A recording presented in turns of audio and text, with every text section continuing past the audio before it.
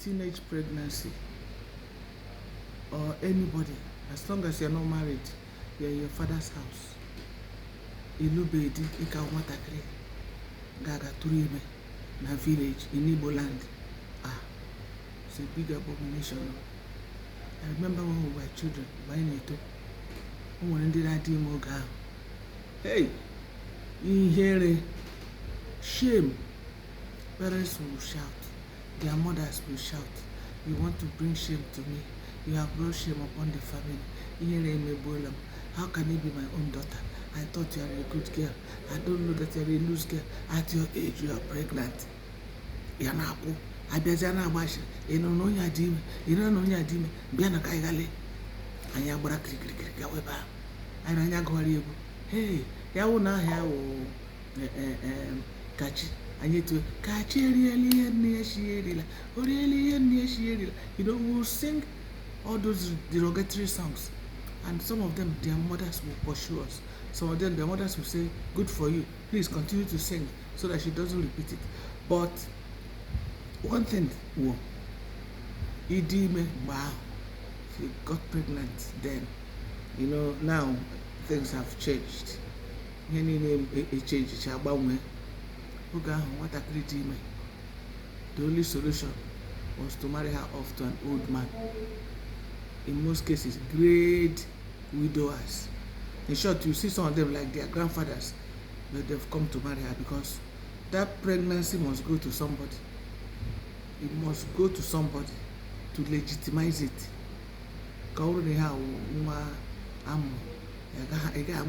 someone a boy a bastard. Family gone in a village. So what a great ime. I just agadi nwoke. Only agadi nwoke lawyer. Manubua.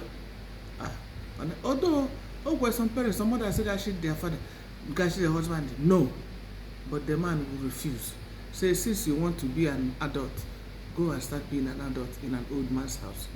You know, and that was used as a deterrent to other younger girls. So those days there was nothing like boyfriend. You don't do it, it's an abomination. Let alone getting pregnant. Do you know what that is? Even we that were born then, we didn't even know how children were, conceived and everything. And can you imagine going to get pregnant? So then they will marry them off to old men.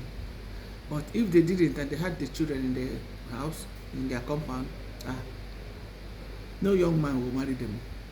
Even if they conceal the idea, they conceal the news from a prospective husband.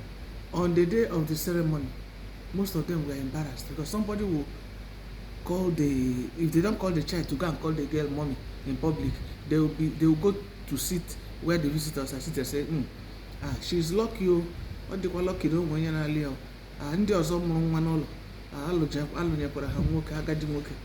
she's lucky somebody is marrying her because others like her are married off to older men.